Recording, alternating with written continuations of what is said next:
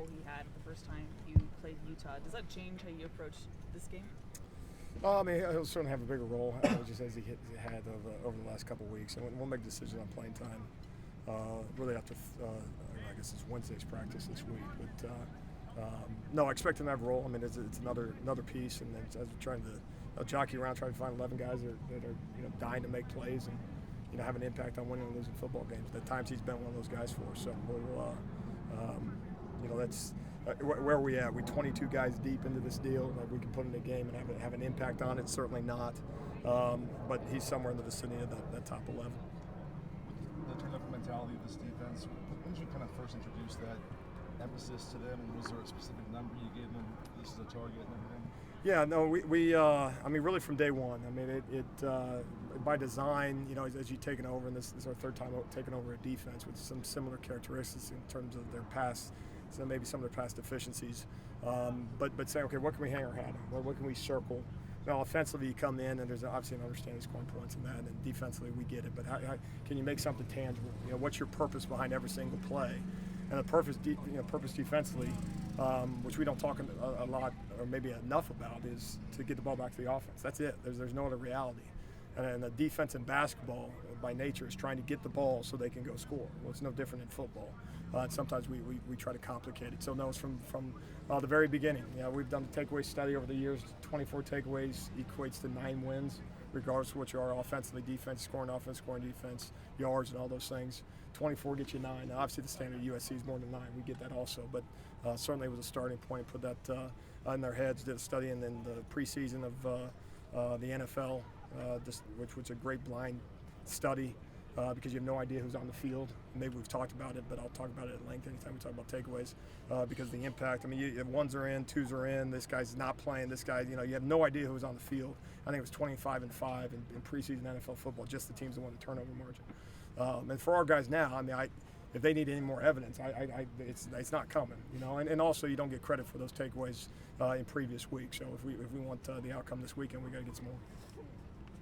How much of a difference did Eric Gentry make just having him back in the lineup? No, I think it was good. I mean, it's the same thing. I mean, we're trying to find 11 guys at a time, but obviously more 11 in the program that can help us win football games on defense and not simply participate. And so he's been one of those guys, collected over the course of the year that's made some plays for us and had an impact for us. Certainly made some plays the other night and missed a couple plays the other night, which also goes back to why it's so important to practice and play. But his best football's still in front of him, and we're still certainly excited about Eric. And when you're in the business of, again, looking for playmakers and guys making plays, he's been one that's been able to do that, so we're glad to have him back. Do you voraciously study the Dalton Kincaid film from the last game, or do you try to push that behind you and not think too much about it, or how do you handle him, I guess? No, yeah, I mean, absolutely. I mean, the easy thing to say is, it didn't happen or something like that, you ignore it. But as a competitor, you are certainly reminded of it. And it didn't take playing them again to be reminded of it. It's a constant that way. Anytime someone has a career game against you, and there's a level of embarrassment about it. But you also have to, if a guy scores 40 in a basketball game, and you got to go play him again. You can't assume he's going to score 40 again. It's the same thing if you have 4 takeaways. We all laughed about, well, you're never going to do that again. Because it's so hard to do. He made some big-time plays and big-time throws to get him there, and we didn't do a very good job getting him on the ground. If he makes big-time throws, and he makes big-time catches, and we don't tackle him, I know exactly what's going to happen on Friday. It's going to be the same damn thing. So we got to make sure that we have an emphasis about everything that we do to make sure that we're not extra. This is one of the main things. From a defensive standpoint, that there's kind of a 10+1 theory. Let's have 10 guys trying to make a play, and I'll just kind of be out there. And so, no, it's all hands on deck. With an opponent like this, and one that we have a lot of respect for.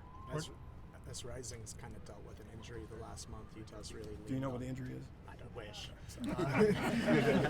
But it seems like Utah's leaned a lot more on the run game. How does that change how you prepare for this? Well, I think that, respect their ability to run the football, and it's that. Really at all times. I mean, this is over the years, playing that program in the past. I mean, there's always been an emphasis on physical play that you got to have a respect for. Using tight ends, it's very difficult in what they do because they can use the tight ends in the pass game so well. to say, well, this personnel group and you're going to get passed versus this, you're going to get run or certain sets in that. So there's constant conflict that way, regardless of whether or not the quarterback's carrying the football.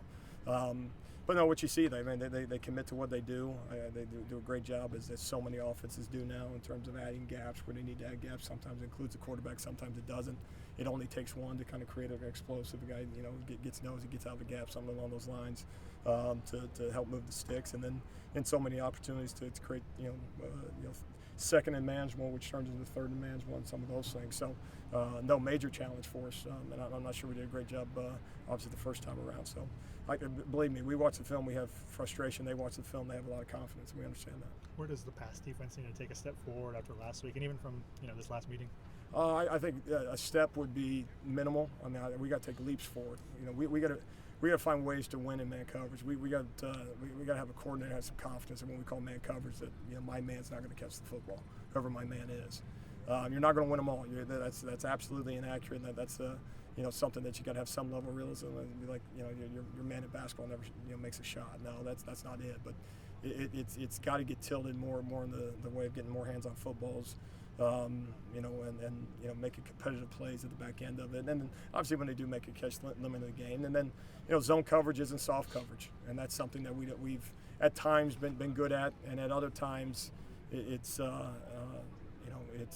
kind of drop into the vicinity of where I'm supposed to be, and if they throw it somewhere, then I'll go chase after the ball, as opposed to I'm dropping to a spot in coverage to go make a play on the ball. So that's zone, that's man. That's about all you got, right? So we got to do a much better job that way. And then it's in the front. We got to affect the pass. We get our hands up. If we lose on the LOS, we say you're a DB, get a hand up, But we got one in the LOS more also. So it's all encompassing, and and obviously all it's coaching. We got to put them in better situations to be successful. Let's do one more. How have you seen Jacoby kind of respond to that challenge?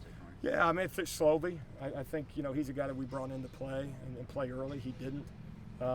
Which is a frustration. I hope he was frustrated by it. Some weeks I'm not sure that he was. He's a big athlete with a skill set. He's physical. He's kind of come on as of late. So my frustration probably stems from the previous weeks, not so much in the last 10 days or so.